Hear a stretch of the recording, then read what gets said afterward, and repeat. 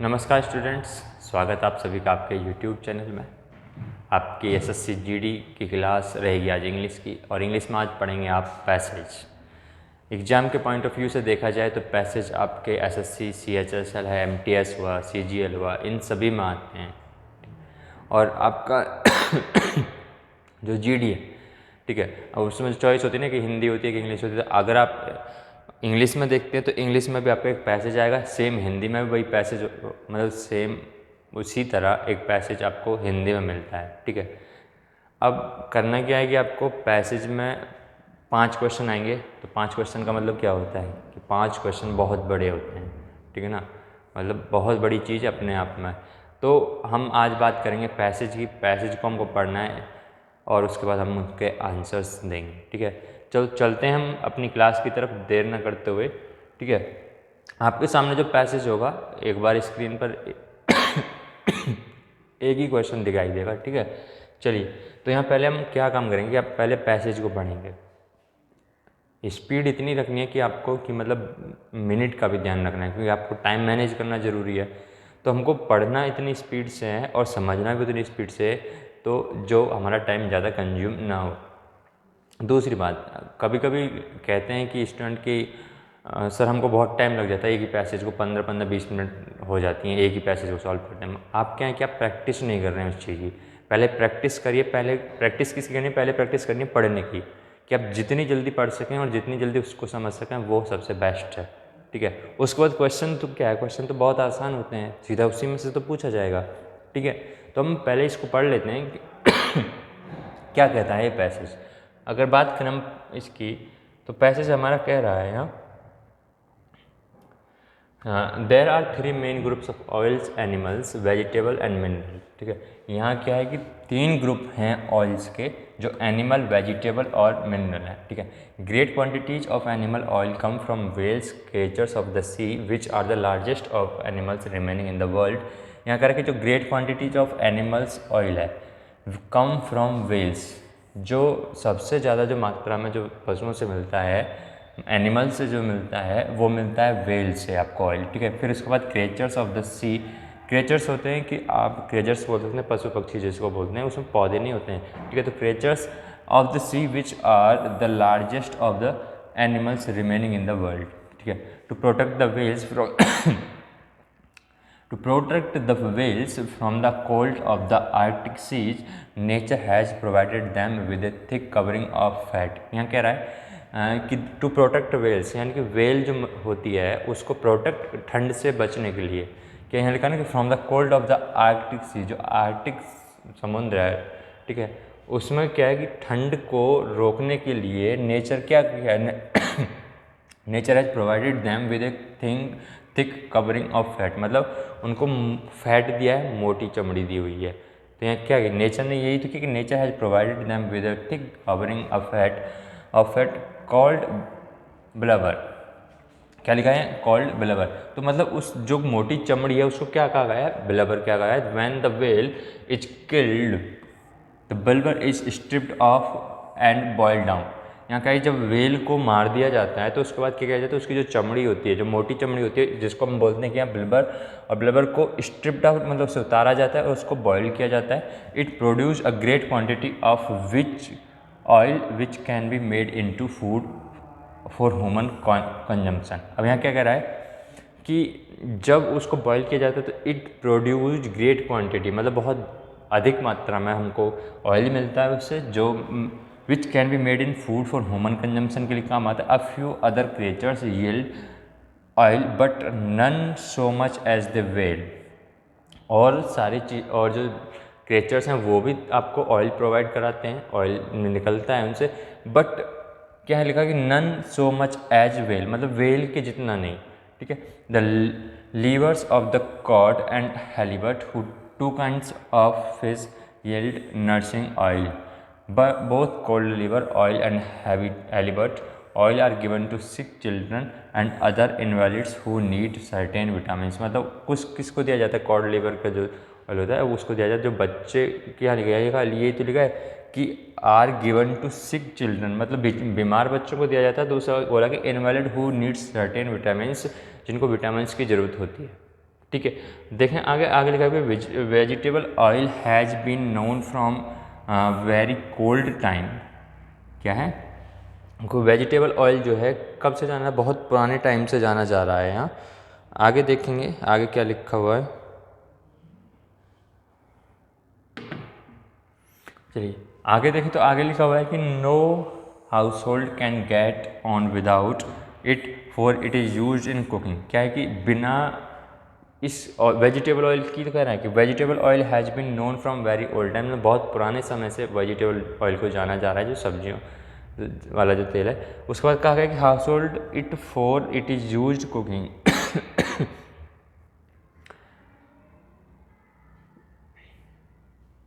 क्या ये क्या क्या कहा गया, it is use in cooking में काम आता है। Perfumes may be made from the oils of certain flowers, मतलब जो फूलों से कुछ परफ्यूम भी बनाए जा सकते हैं। अगला लिखा है कि soaps are made from the edible and animal product and the oils of certain flowers. ठीक है, तो ये आपने आपका पैसेज था, ये पढ़ा आपने। अब इसके अकॉर्डिंग हम आपको आंसर देखते हैं कि क्वेश्चन क्या पूछा गया है। पहला क्वेश्चन ये पूछा गया कि the main source of animal oil is, यहाँ लिखा है the main source of animal is. चलिए हम पहले इसको सबको क्लियर कर रहे हैं, पढ़ा आपने। अब हम कह रहे हैं कि the main source of animal oil is, इसका मुझे कमेंट करके आंसर बताइए क्या होगा। यहाँ ये तो पूछेगा the main source of animal oil, मतलब जो एनिमल ऑयल का जो सोर्स है वो सबसे अधिक कौन सा है, मेन सोर्स पूछा गया है ना। तो यहाँ इसमें एक बात आई थी,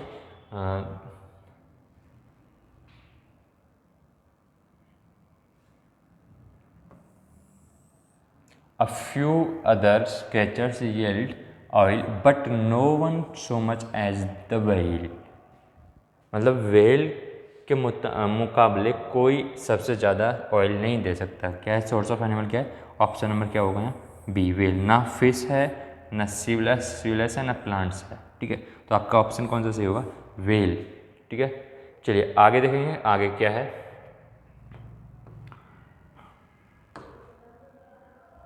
चलिए आगे क्वेश्चन है vegetable oil is mainly used for, vegetable oil किस में यूज किया जा रहा है। पैसेज के अकॉर्डिंग क्या कह रहा है कि vegetable oil has been known from very old times. ठीक है, पुराने समय।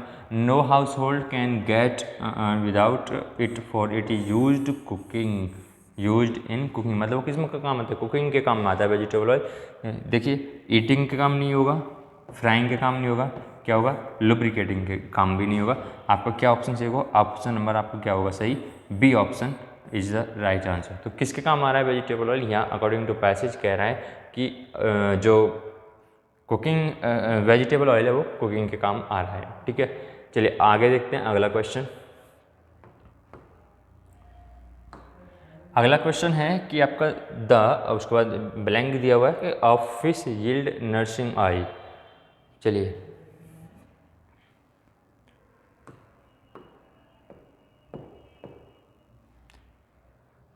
यहाँ जो नर्सिंग ऑयल है इसका मतलब क्या होता है, इसका जो नर्सिंग ऑयल का मतलब यहाँ बोल सकते हैं कि सही भोजन, जो पोषक तत्व होते हैं जैसे पौष्टिक आहार जिसको आप बोलते हैं, उस भोजन को देने के बाद जो शरीर की जो कमियां उनको दूर हो जाना, उसको आप नर्सिंग बोलते हैं। तो यह नर्सिंग ऑयल में क्या है कि वही चीज़ जो विटामिन की कमी को पूरा करता हो। ठीक है, ये चीज़ तो यहाँ कौन सा होगा, the liver of fish yield nursing oil होगा, स्टमक होगा, आइज होगा या हेड होगा।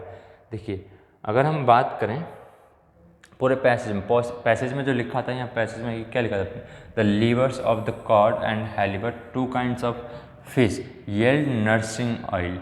ये तो लिखा है कि both cod liver oil and halibut oil are given to sick children और invalid who needs certain vitamins. तो कुछ को विटामिन्स की ज़रूरत के लिए, कुछ को बच्चे बीमार हो जाते हैं तब के लिए दिया जाता है। तो यहाँ कौन सा लिवर, तो आपका ऑप्शन नंबर कौन सा होगा, option number A, liver of the liver of fish. ठीक है, चलिए आंसर आपका लिवर रहेगा। आगे हम देखते हैं आगे इसका अगला क्वेश्चन। इस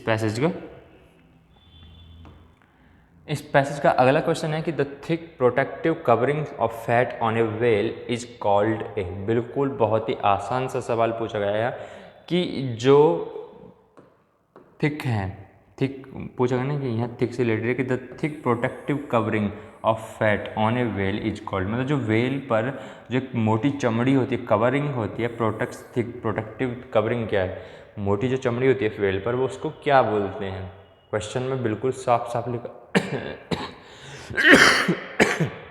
पैसेज में आपका बिल्कुल साफ साफ लिखा हुआ है, यहाँ लिखा हुआ है कि has provided them with A thick covering of fat called क्या है, ब्लबर। ब्लबर में अगर यहाँ स्किन है, सेल है, ब्लबर है, फिंस है, तो आपका ऑप्शन ए भी गलत हो गया, बी भी गलत हो गया, डी भी फिंस है, और ऑप्शन नंबर आपका यहाँ सी सही है। तो पैसेज में सीधा सीधा बोला गया ना कॉल्ड ब्लबर, तो यहाँ क्या है ये ब्लबर। तो जो वेल की जो मोटी चमड़ी होती है ठंड से बचने के लिए वो नेचर ने जो दिया उसको, तो उसको हम बोलते हैं ब्लबर। और जिसको उसको जब उसको मार दिया जाता है वेल को, तो उसके बाद क्या किया जाता है, उसकी चमड़ी को उतारते हैं, फिर उसको बॉईल करते हैं, तो उससे क्या निकलता है, बहुत सारा तेल निकलता है। यही तो कहा गया था इस पैसेज में। चलिए आगे देख रहे हैं हम, अगला क्वेश्चन होगा आपका ये आर ब्लैंक छोड़ा हुआ है, उसके बाद are made from vegetable animal products and oils of certain flowers.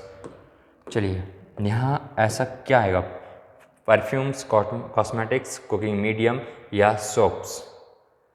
चलिए अगर बात करें इसकी कि आर मेड फ्रॉम मतलब कौन सी चीज़, परफ्यूम्स, कॉस्मेटिक्स या कुकिंग मीडियम या सोप। दिख रहा होगा नीचे लिखा हुआ, पहला ऑप्शन है परफ्यूम्स, दूसरा ऑप्शन कॉस्मेटिक्स, सी ऑप्शन है कुकिंग मीडियम और डी ऑप्शन है सोप्स। ठीक है, ठीक है, यहाँ थोड़ा दिख नहीं रहा है, सोप्स होगा। ठीक है, चलिए तो यहाँ पूछा क्या गया, are made from vegetable animal products and the oils of certain flowers. देखिए पढ़ के बताइए कहाँ मिल रहा है हमें। देखिए soaps are made from edible and animal products and the oils of certain flowers. तो हमारा यही तो पूछा गया था कि are made from vegetable animal products and the oils of, तो हमारा ऑप्शन क्या होगा, आपका ऑप्शन नंबर यहाँ होगा डी सही। तो यहाँ क्या आएगा, soaps. Soaps are made from मतलब सोप साबुन जो बनाते हैं किससे बनाए जाते हैं, वेजिटेबल या एनिमल प्रोडक्ट्स या किससे, सर्टेन फ्लावर्स, मतलब कुछ चुनिंदा फ्लावर्स होंगे उनका ऑयल से आपका सोप बनता है, साबुन जिसको आप बोलते हैं। ठीक है, यहाँ तक क्लियर। अब देखिए आपके एक पैसेज से 5 क्वेश्चन, और 5 क्वेश्चन का मतलब है आपके क्या हुआ, 5 क्वेश्चन का मतलब क्या होता है कि आपके लिए बहुत इंपॉर्टेंट हैं ये। कुछ नहीं, बस बहुत सिंपल सा आपका पैसेज रहेगा। ठीक है, आपके एसएससी में सारे एग्जाम्स में मोस्टली सब में पूछा जाता है, जैसे MTS है, CHSL है, CGL है, और आपका इस GD में भी पूछा जा रहा है। ठीक है, तो उसको ध्यान में रख दो। एक पैसेज हुआ, हम आगे अगला पैसेज पढ़ते हैं। ठीक है, चलिए अगला पैसेज देखते हैं। अगला पैसेज क्या कह रहा है, A vexed problem facing us in the clamor of to open more colleges and reserve more seats for backward classes. क्या है vexed problem, क्या है यहाँ जो a vexed problem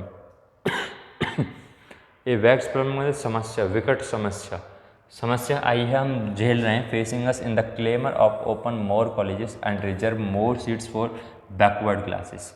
यानी कि यहाँ कह रहे हैं कि ओपन करना चाह रहे हैं कि बहुत सारे कॉलेज ओपन हों, और दूसरी बात कि रिजर्व रखना चाहते हैं उसमें कुछ सीटें। ये बहुत बड़ी एक प्रॉब्लम हो चुकी है, विकट समस्या।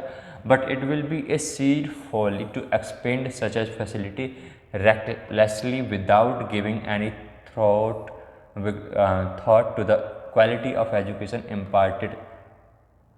ठीक है, आगे हम पढ़ें तो यहाँ लिखा है कि क्लेमर का मतलब जो होता है ये होता है कि किसी से डिमांड करना। क्लेमर का मीनिंग क्या है, डिमांड करना। If admissions are made for more selective it will automatically reduce the number of entrants. देखिए यहाँ क्या है, if admissions are made for more selective it will automatically reduce the number of entrants. Entrants का यहाँ जो meaning है, यहाँ कह रहा है कि जो किसी चीज़ में भाग ले रहे हों, ठीक है, तो एंट्रेंस कर रहे हो, this should apply particularly colleges and many which are little more than degree factory only they can the authorities hope to bring down the teachers student ratio to manageable proportion. What is more, teachers should be given refreshers courses every summer to brush up their knowledge. Besides, if college managements increase their library budget, it will help both the staff and the new students a great deal. यहाँ ये जो passage है, ये passage कहना क्या चाह रहा है? ये पैसेज कहना चाह रहा है कि समस्या जो है वो समस्या क्या है कि आपका कॉलेज तो है, कॉलेज में सीट्स जो हैं वो कम हैं, उसमें क्या है, उसमें कोई धांधलेबाजी जो चल रही है उस वजह से। तो यहाँ वही चीज़ दी गई है। अगला अगर हम पढ़े आगे तो at the same time however it will be unfair deny college education to the thousands of young man and women unless employers stop insisting on degrees even for clerical jobs. For a start, आगे है why cannot the government disqualify graduates from securing certain jobs, say class 3rd and 4th post. ठीक है, आगे लिखा है कि once the link between degrees and jobs is severed at the least in some important departments in will make young people think twice before joining college. देखिए यहाँ आपका important होता है पैसेज को समझना। तो यहाँ क्वेश्चन देखा जाए तो क्वेश्चन है कि what can automatically help to reduce admission. यहाँ क्या है, what can automatically help to reduce admission, ऐसा क्या है जो ऑटोमेटिकली एडमिशन को रिड्यूस कर सकता है? क्या है? पहला कि the entrance test, discouragement to open new colleges, selective admissions, abolishing reservations. ठीक है, अच्छा अब देखते हैं क्या है। अगर हम बात करते हैं तो हमने पढ़ा था अभी थोड़ी देर पहले यही चीज़, क्या पढ़ा था अभी हम यहाँ पढ़ रहे थे थोड़ी देर पहले, यहाँ लिखा था कि if admissions are made far more selective it will automatically reduce the number of entrance. ये जो apply this should apply particularly colleges many of the which are little more than degree factories, यानी कि यहाँ किसी particular college को पर भी ये अप्लाई होना चाहिए। तो यहाँ कह रहे हैं admissions are made far more selective it will automatically reduced. तो यहाँ जो बात कर रहा है वो कह रहा है कि एडमिशंस जो है वो सेलेक्टिव होने चाहिए। तो एडमिशन कौन है, यानी कि सेलेक्टिव एडमिशंस। तो आपका ऑप्शन नंबर क्या है? ऑप्शन नंबर यहाँ सी सही होगा। तो यही तो लिखा है if admissions are made for selective it will automatically reduce the number of entrants. मतलब ये क्या करेगा, ये जो आने वाले जो व्यक्ति हैं जो एडमिशन लेना चाहते हैं उनकी संख्या को कम कर देगा, क्योंकि अगर आप मान लो कि एडमिशन लेना हो यहाँ और जो तरीके हैं जो शर्तें हैं उन पर करते हैं तो क्या होगा, एक जो भीड़ है वो भीड़ खत्म हो जाती है। ठीक है, तो आपका आंसर कौन सा सही होगा? आपका आंसर सही होगा सी, सेलेक्टिव एडमिशंस। ठीक है, चलिए आगे देखते हैं। अगला क्वेश्चन है कि many of the new college are, अब ऑप्शन देखते हैं। ऑप्शन लिखा हुआ है कि centres of advanced learning research institutions, factories producing degree holders known for their academic excellence. चलिए तो यहाँ बात करते हैं, यहाँ है क्या, many of the new colleges are. अब यहाँ ऐसा कुछ दिया हुआ है क्या? अगर देखें यहाँ तो यहाँ दिया हुआ है कि this should apply particularly college many of which are little more than degree factories. और यहाँ यही तो पूछा, many of the new colleges are, जो आपके नए कॉलेज हैं वो क्या कर रहे हैं? यहाँ लिखा कि दिस जो नए पर्टिकुलर कॉलेज है many of which are little more than degree factories.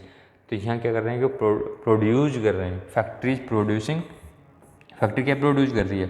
Degree holders, मतलब सीधा डिग्री थमा दी आपको, बस ये कहा गया है। तो आपका ऑप्शन नंबर कौन सा होगा यहाँ? ऑप्शन नंबर यहाँ सी से होगा। तो many of the new college are factories producing degree holders. ठीक है, अब हम आगे देखते हैं।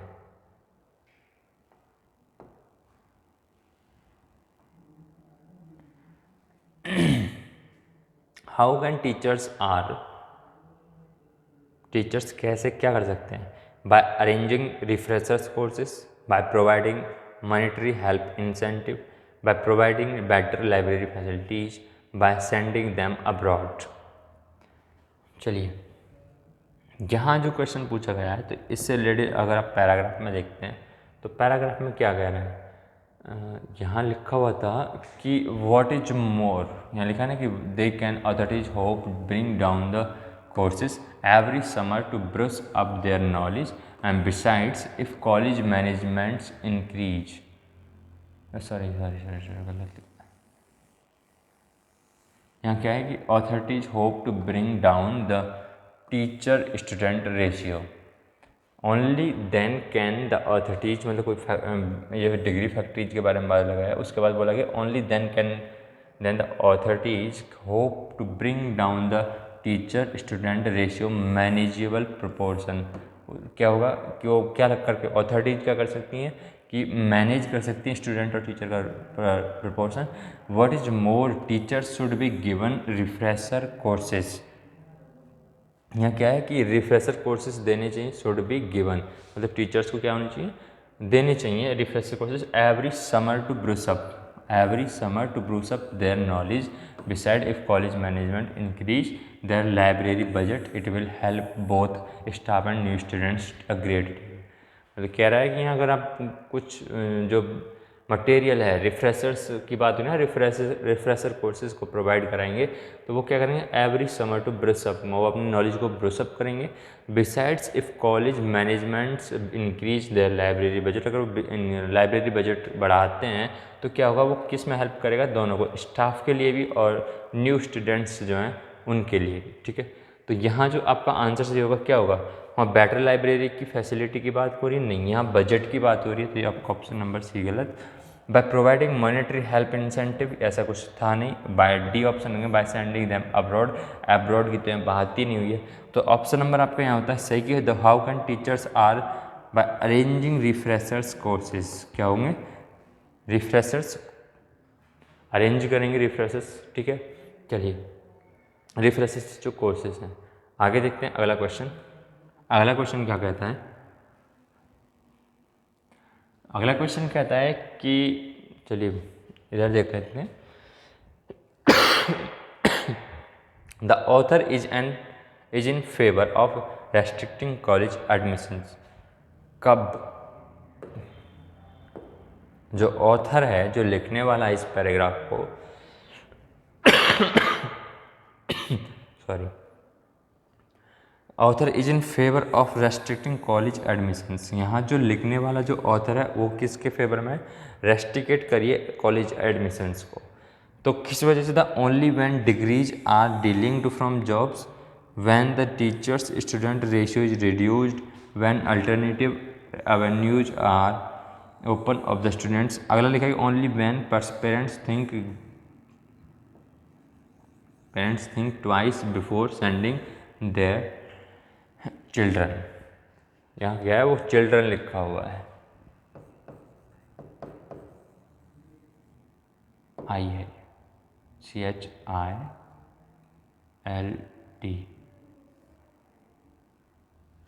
ठीक है, चलिए तो क्वेश्चन नंबर हम 4th की बात करें तो यहाँ 4th में पूछा गया है कि ऑथर ने जो फेवर किया है रेस्ट्रिक्ट एडमिशन के लिए, रेस्ट्रिक्शन जो कॉलेज के लिए बोला गया है वो किस लिए बोला गया है।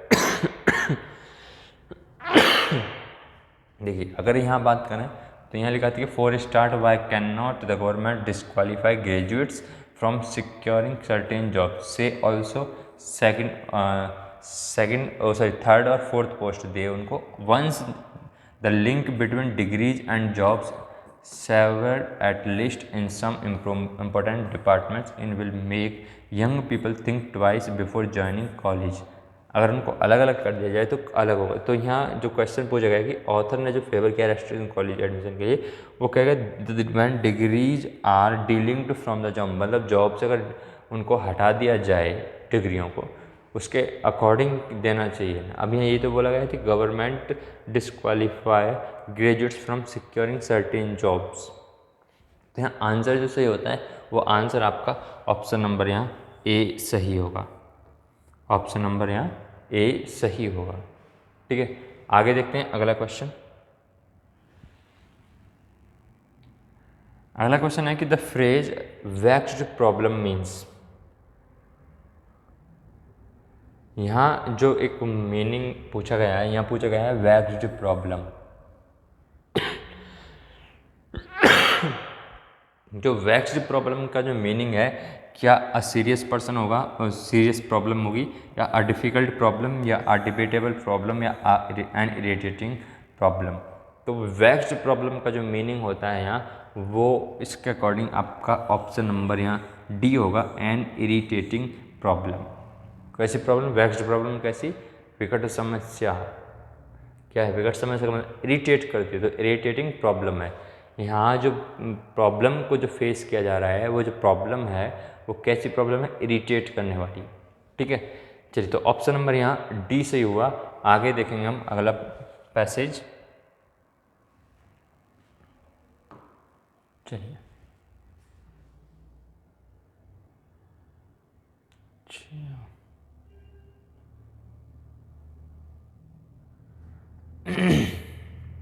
तो क्वेश्चन लग गया पूरा, अगले वाले में भी सही है।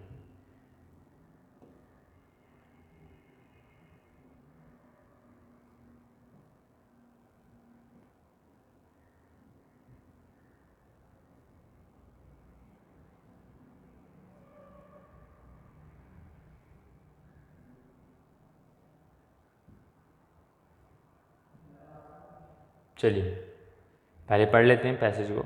पैसेज कह रहा है, as my train was not due to leave for another hour, I had plenty of time to spare after buying some magazines to read on the journey. I made my way to the luggage office to collect the heavy suitcase. यहाँ कह रहा है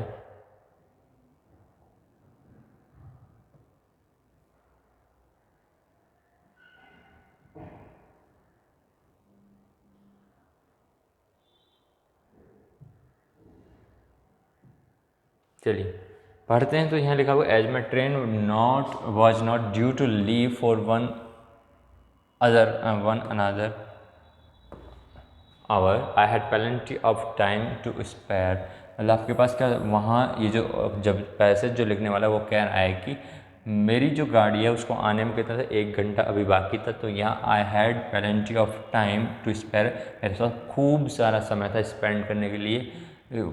after buying some magazines to read on the journey, यहाँ उसने magazine खरीदी। उसके बाद उसका क्या था, इंटेंशन था कि हम उसको रास्ते जब यात्रा कर रहे होंगे, जब हम ट्रैवलिंग कर रहे होंगे, जर्नी कर रहे होंगे, उसमें बैठे होंगे तो हम उसको पढ़ रहे होंगे। I made my way to the luggage office, मैंने अपना रास्ता किसकी तरफ लिया? लगेज ऑफिस की तरफ। To collect my the heavy suitcase, मुझे हैवी सूटकेस कलेक्ट करना था वहाँ से। I had left there 3 days before, जो I had left 3 days before मतलब क्या था, जो मैंने 3 दिन पहले वहाँ छोड़ा था या छूट गया था। There were only a few people waiting and I took out my wallet to find receipt for my case. यहाँ लिखा है कि there was only few people waiting, मतलब वहाँ बहुत कम लोग थे जो इंतज़ार कर रहे थे। And I took out my wallet, मैंने अपना वॉलेट, अपना पर्स निकाला। To find the receipt for my case, मैंने अपने केस की जो रिसीट थी उसको निकाला वॉलेट से। The receipt did not seem to be where I had left it, मतलब जो रिसिप्ट थी, जो रसीद थी, रिसीट, वो वहाँ जहाँ होनी चाहिए थी वहाँ नहीं थी। ठीक है, मतलब पर्स में नहीं थी। I emptied the contents of the wallet and the railway tickets, money, scraps of paper and photographs tumbled out of it. मैंने अपने क्या क्या चीज़ें निकाली? मैंने अपना सारा कंटेंट वाला निकाला वॉलेट से, निकाला, रेलवे टिकट निकाले, मनी स्क्रैप्स ऑफ पेपर, जो कबाड़ा जो स्क्रैप था पेपर का वो निकाला, फोटोग्राफ्स निकाले वगैरह वगैरह जो भी है। But no matter hard I search the receipt was nowhere to be found, मतलब मैंने बहुत कोशिश करी फिर भी मुझे क्या मिला, रसीद नहीं मिली। आगे कह रहा है I explain the situation sorrowfully to the assistant. मैंने क्या किया, अपनी प्रॉब्लम अपनी सिचुएशन को बताया उसको असिस्टेंट को। The man looked at me suspiciously as if to say he had heard this type of story many times and asked me to describe the case। यहाँ क्या है, वो जो आदमी था जो असिस्टेंट था उसने क्या कहा था, मैन लुक्ड एट मी, मतलब वो मेरी तरफ देख रहा था सस्पिशियसली ऐसी नज़रों से, एज इफ़ टू से जैसे वो कह रहा हो कि he had heard of this type story many times. मैंने ऐसी कहानियाँ बहुत बार सुनी है कि आपकी कोई चीज़, जैसे मान लो आपके जब आप यात्रा करते हैं तो आपके पास टिकट नहीं होता तो आप क्या बोलते हैं कि सर टाइम कम था, ट्रेन चलने वाली थी इसलिए हम यूं ही चले आए। तो ऐसी कुछ स्टोरियाँ थी ये। तो वो क्या कह रहा है कि asked me to describe the case. I told him that it was an old brown looking object no different from many suitcase. यहाँ मैंने बताया, यहाँ बोला कि मैंने उसे बताया कि it was not old, it was an old brown looking, मतलब वहाँ जो पुरानी तरीका का जो ब्राउन रंग होता है उसकी तरह दिखने वाला एक object, no different from the many suitcase, मतलब दूसरे सूटकेस से अलग नहीं था। I could see on the shelves the assistant then gave me a form to told me to make a list of their contents of the case. अब कह रहा है कि जो असिस्टेंट था उसने क्या कहा, उसने एक फॉर्म दिया मुझे, उसको फिल करने के लिए बोला कि जो जो चीज़ें आपकी उसमें थी उसको आप फिल करिए। If they were correct he said I could take the case. अब अगर वो चीज़ें उसको सूटकेस में मिल जाती हैं, वो सही मिलती हैं, तो आप उसको ले सकते हैं। I tried to remembered all the articles I had hurriedly packed and wrote them down। मैंने क्या कहा, I tried to remember all मैंने क्या किया कि मैं उन चीज़ों को याद करने लगा जो मैंने उस सूटकेस में पैक की थी, ठीक है। Pack and wrote them down, मतलब उसको उनमें लिखा। After I had done this I went to look among the shelves. अब यहाँ क्या है कि मैं उसको लिखने के बाद मैं गया हूँ सेल्फ्स की तरफ। सेल्फ होता है आपकी एक अलमारी, क्या होती है, एक अलमारी होती है लकड़ी की। There were 100 of cases there and for one dreaded moment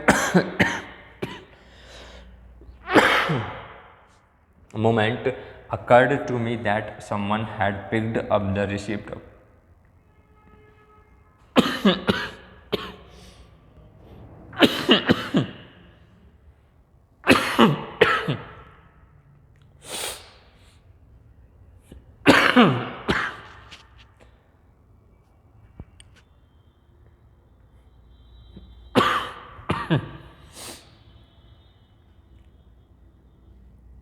चलिए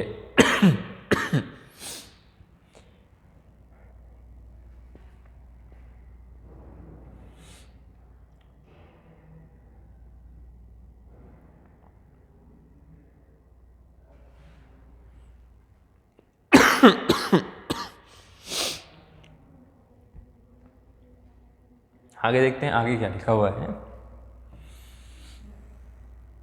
He could easily have claimed case already. Fortunately, this had not happened.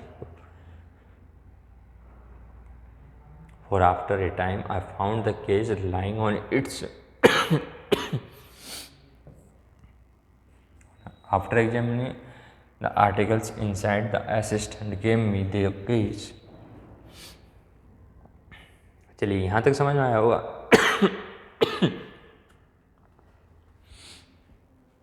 यहाँ ये कहा गया है कि मतलब जो उसकी जर्नी थी उसमें एक सूटकेस छूट गया था।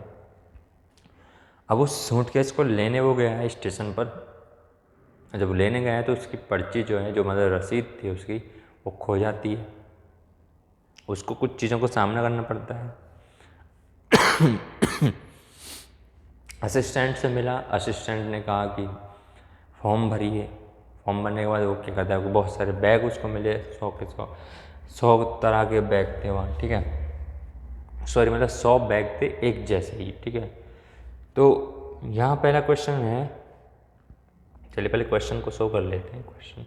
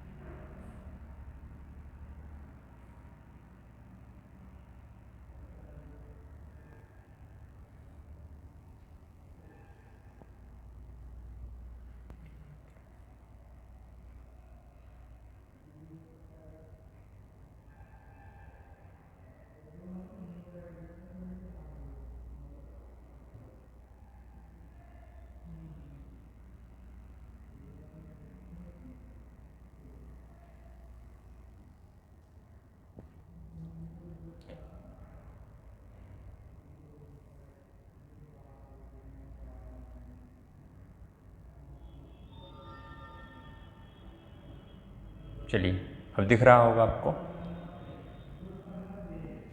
ठीक है। अच्छा क्वेश्चन अभी भी रह गया।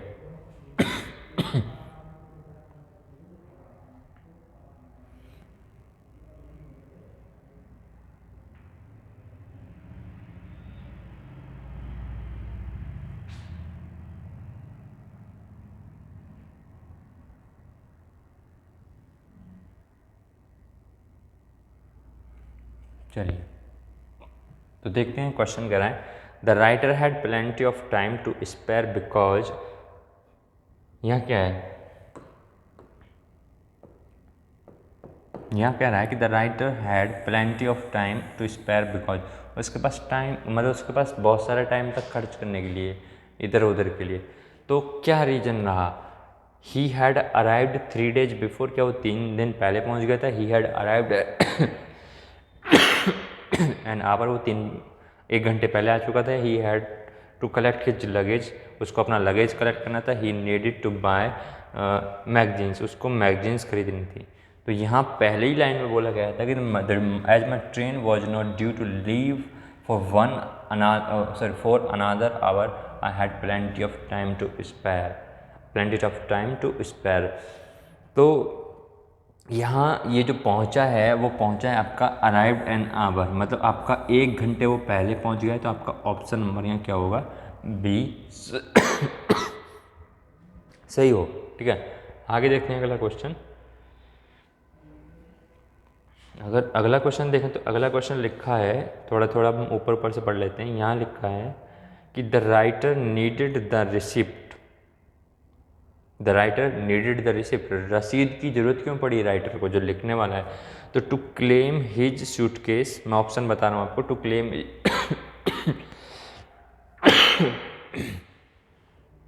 उसको अपने सूटकेस को क्लेम करने के लिए, to pay at the luggage office, luggage office पर पे करने के लिए, to prove that he had paid at the luggage office, यहाँ प्रूफ करने के लिए कि उसने लगेज में दिया, पेड किया हुआ है। To prove that he had bought the suitcase, उसने अपना जो सूटकेस है वो खरीदा है। तो यहाँ आप ऑप्शन कौन सा सही मानेंगे, तो यहाँ जो बात रहती है, यहाँ लिखा था कि टू क्लेम हिज सूटकेस, मतलब उसको सूटकेस के लिए क्लेम करना था असिस्टेंट से जो उसका गुम हो गया था। तो इसके लिए उसको रिसीट की ज़रूरत थी, जो रसीद थी उसकी ज़रूरत थी, ठीक है। आगे देखते हैं अगला क्या है, यहाँ तक समझ में आया होगा, ये तो इजी क्वेश्चन था। आगे देखते हैं अगला क्वेश्चन क्या है कि the writer felt foolish because, अब राइटर जो है अपने आप को मूर्ख समझ रहा है, मतलब उसको ऐसा लगा कि मैं मूर्ख हूँ।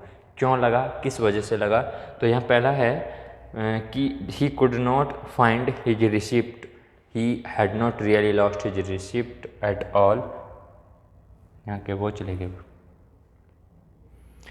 आगे लिखा हुआ he had to fill in a form, एक तो यहाँ ऑप्शन ये है, सी ऑप्शन है, he had to fill in a form, और अगला है द, चलिए ये वाला तो पता नहीं चल रहा है, बट ये ठीक है, he had not really lost his receipt, वह वास्तव में अपनी रसीद नहीं, उसकी रसीद जो वास्तव में नहीं खोई थी। ही could not find his receipt, इस वजह से उसको अपनी रसीद नहीं मिली थी, इस वजह से यहाँ जो उसको मूर्खता लगी, जो मूर्ख समझा उसने आपको लगा, तो वहाँ था कि एक वो था जब उसने क्या कहा था कि उसको एक फॉर्म मिलेगा, ये रहा, then gave me a form and told me to make a list of the contents of the case if they were correct he said. अब यहाँ इसको क्या मिला, उसको मिला एक फॉर्म फिल करने के लिए, ठीक है। गेम में ये फॉर्म तो दिया तो उसको फिल करने के लिए बोला गया, उसमें बताया गया कि उसने बताया कि उसमें जो जो चीज़ें कंटेंट था आपका वो आपको बनना है। तो आपका यहाँ ऑप्शन नंबर सी सही होता है कि he had to fill a form. यहाँ क्या है, he had to fill a form लिखा हुआ था, ऑप्शन नंबर सी, ठीक है। चलिए आगे देखते हैं अगला क्वेश्चन। अगला क्वेश्चन देखिए, अगला क्वेश्चन लिखा है कि there were not people waiting at the luggage room. क्या होगा यहाँ, ये तो दिख रहा होगा ना, यहाँ लिखा है कि दे वर नॉट, उसके बाद ब्लैंक है, उसमें लिखा है कि वेरी मच या अ ग्रेट डील या वेरी मैनी या lots of people waiting at the luggage room. मतलब लगेज रूम की तरफ जो है लोग जो इंतज़ार कर रहे थे लगेज रूम की तरफ। तो यहाँ आपका ऑप्शन नंबर कौन सा होगा, वेरी मैनी, ऑप्शन नंबर यहाँ डी। तो there were not very many people, मतलब वहाँ बहुत सारे लोग नहीं थे। चलिए अगला क्वेश्चन देखते हैं। अगला क्वेश्चन है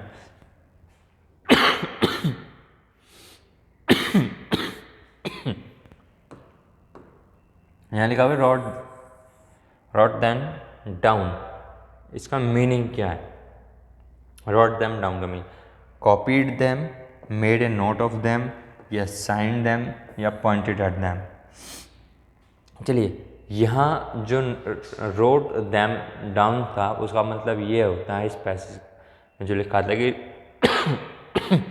रोट देम डाउन, इसका मीनिंग ये हुआ कि आप कोई चीज़ क्या कर रहे हैं, लिख रहे हैं उसको। तो यहाँ लिखा है कि made a note of them, तो ऑप्शन नंबर यहाँ आपका सी सही होगा, ऑप्शन नंबर यहाँ सी सही होता है। चलिए आगे देखते हैं, अगला पैसेज पढ़ेंगे। अगला पैसेज है आपका as low tide he walked over the sands to the headland and round the corner to the little bay facing the open sea. It was inaccessible by boat because seams of rock jutted out and currents swirled out around them threaterously. देखिए, but you could walk there if you choose one of the lowest ebb tides. यहाँ बात हो रही है Tide. Tide क्या होता है, Tide जिसको आप बोलते हैं ज्वार भाटा। एक ज्वार होता है, एक भाटा होता है, ठीक है।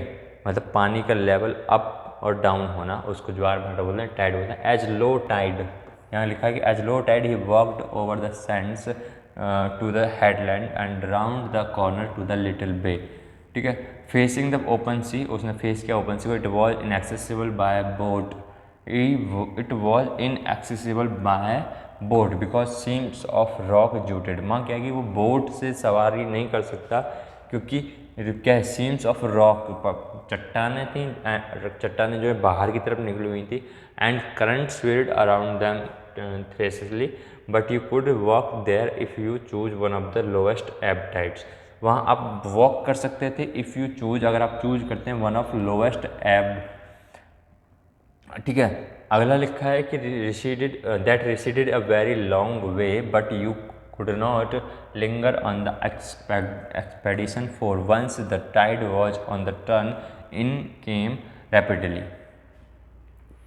For this reason very few people cared to explore the little bay, fresh and unlittered as it was completely covered by the sea at high tide. The cave looked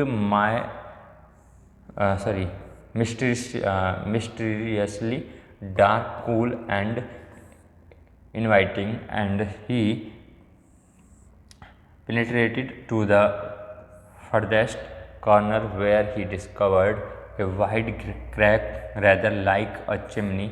He peered up and thought he could see a patch of daylight. ठीक है, आगे हम देखते हैं कि आपका question क्या पूछा गया है. क्वेश्चन पूछा गया कि according to the writer the bay could not be reached by boat. According to the writer bay could not be reached by boat, यही चीज़ लिखी थी. It was not inaccessible by boat because seams of rock jutted out.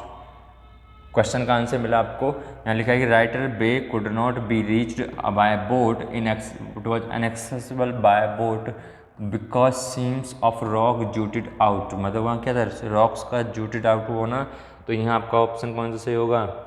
Because it had numerous numbers of rocks, there were too many apes.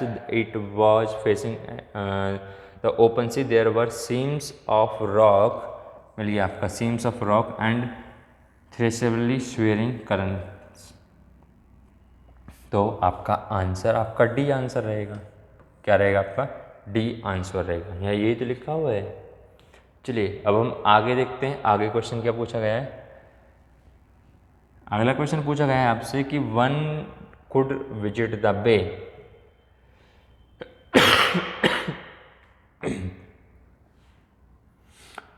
यहाँ one could visit the बे, कोई भी visit कर सकता है बे को. ठीक है, कब. At any time of one choose on certain occasions when there was a low tide या ड्यूरिंग द इवनिंग्स.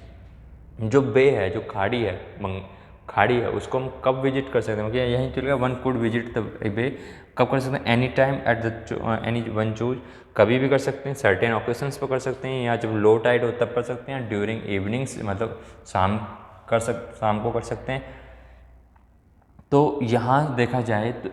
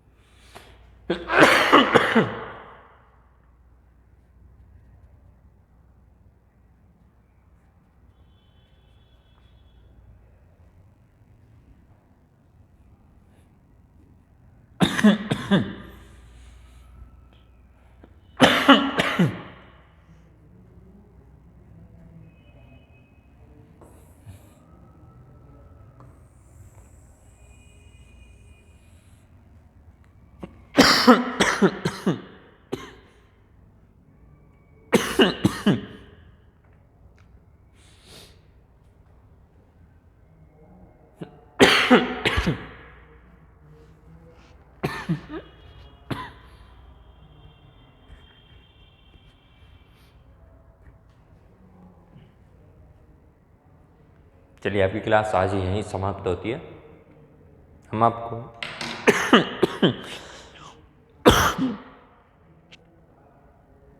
अगली क्लास में मिलेंगे. ठीक है, चलिए तो मैं क्वेश्चन दिखा देता हूँ आपको, सॉल्व कर लेना. स्क्रीनशॉट भी ले लेना. ठीक है, अगला क्वेश्चन आपका ये रहेगा तीसरा. It was not possible to linger on the expertise because the tide turn sprightly. B option है the tide turn at once. C option the water rose rapidly. D option the water rushed with great force. Fourth question रहेगा आपका. While passing through the writer discovered a large opening chimney shaped rock